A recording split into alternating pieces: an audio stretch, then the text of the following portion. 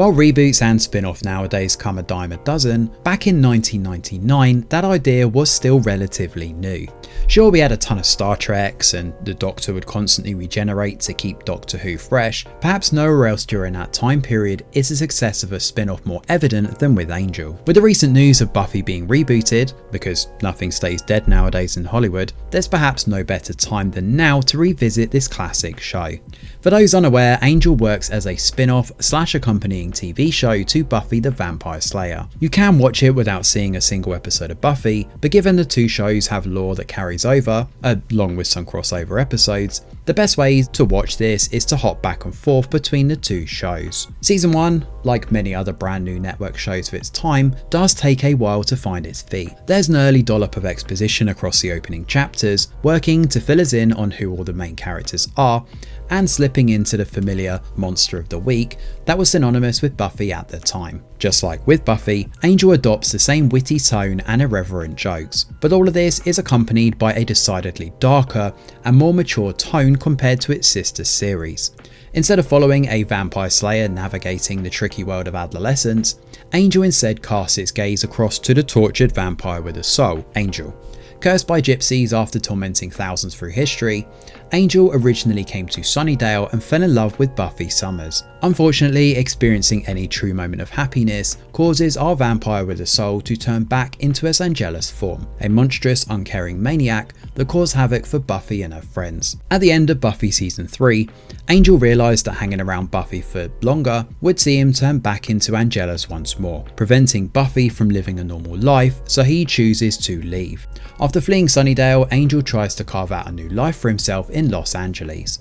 The first season then takes place after Season 3 of Buffy the Vampire Slayer, and so naturally Angel is not alone in making the jump across to this spin-off series. Joining him is popular high school girl Cordelia Chase, who finds herself in over her head in LA, trying desperately to make it as an actress but not really having too much luck.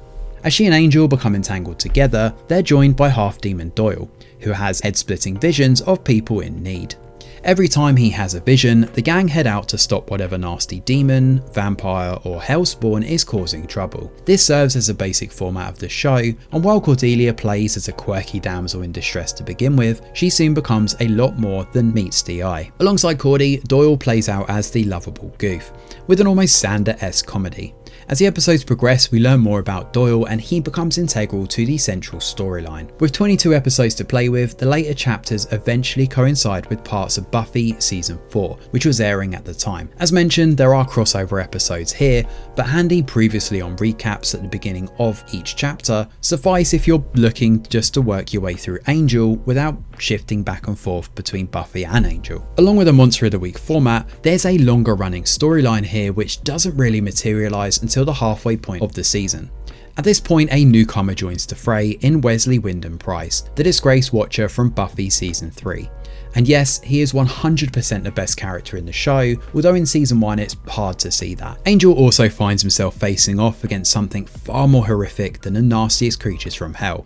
He's got to go up against lawyers. In Angel, we have Wolfram and Hart, who are the big law firm in town, representing anyone and anything that will help cement their place as the big dogs in town. It's not until late on where you start to see some of the machinations from within this organisation, helped along by the mysterious and ever punchable Lindsay and stiff upper-lipped Lila. We don't see too much of Wolfram and Hart's master plan until later on in the show, but Season 1 does a good job of laying the foundations all the same. The supporting cast in Angel are a bit of an oddball bunch, but they do work surprisingly well here. The characters come and go between the weeks, with police detective Kate becoming more central to Angel's storyline, along with reinforcing those core themes of loyalty, family and vengeance. Alongside Kate, we also see street kid Gunn, who becomes a regular by Season 2, while Phantom Dennis in Cordelia's apartment is a surprisingly great addition. Honestly, I wish they'd done more with this storyline because there's definitely a lot of potential with this. Like many of the shows at the time, Angel Season 1 is a bit hit or miss in places. Some episodes are complete fillers and don't really do anything for the show. while others, like the bizarrely toned She or the Gladiator ripoff The Ring, feel a bit like scraping the bottom of the creative barrel. It's clear though that Joss Whedon was serious about making this show work, and nowhere else is that more evident than in the number of cameo appearances we get in season 1. Buffy Summers shows up twice, we get Faith, Spike and Oz, along with a phone call which we're told is Willow, all pop up at various points across the 22 episodes. This works to cement the two shows as a cohesive whole, while the times where Buffy's storyline is referenced, including specific mention to Buffy's wet flannel of a boyfriend in Riley, and as a side note, yes, this guy is incredibly bland in Buffy, that it almost entices you to jump across and watch both together to get the whole picture. David Boreanaz is the real star of the show though, and he slips effortlessly into the role of tortured vampire Angel. He also gets a chance to flex his acting chops here, as the series jumps back in time constantly to Angel's time growing up, along with one specific episode where we see how his father treated him. We also get a bigger glimpse of Darla, the woman who turned Angel into the monstrous vampire to begin with, pre-Gypsy Curse of course, along with plenty of extra lore with Angel itself. And yes, that lore comes late on with a prophecy, and don't worry boys and girls, there's plenty more where that comes from in Angel's run. Angel is definitely a product of its time though. Some of the sets look quite cheap while the editing is dicey in places. In fact, there's one moment during the finale where the audio isn't dubbed properly, and it's incredibly awkward to watch a character's lips move and no sound come out. Welcome to Wolfram and Hart. I hope you had a pleasant trip. These moments are few and far between thankfully, but if you suffer from epilepsy, I cannot stress enough how you need to be careful with this show.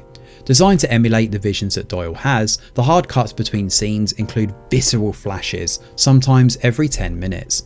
It's been a while since I've watched the show, but I don't think the later seasons are quite so aggressive with this, but it's very annoying all the same, especially when two dark scenes are strung together with flashing lights. However, Angel is a great example of why good character and plot writing can trump even the cheapest looking sets. There's definitely some teething problems here, but the show adopts for a lot more practical effects with a sprinkling of CGI on the side rather than going full on with CG monsters, and it helps with the longevity of this one. However, as I mentioned before, some of the episodes are outright boring and others feel a little bit redundant. Having said that, the twists are pretty good, especially when you look at the wider storyline, especially one including Doyle, which I'm not about to spoil here.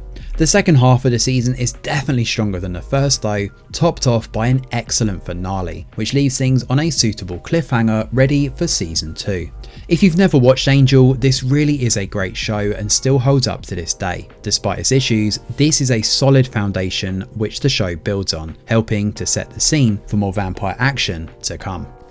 Thanks for watching, and do let us know your thoughts in the comments below. Smash a like or subscribe to the channel, your support is very much appreciated. I'm Greg Wheeler, and from all of us over here at The Review Geek, we'll see you on the next video.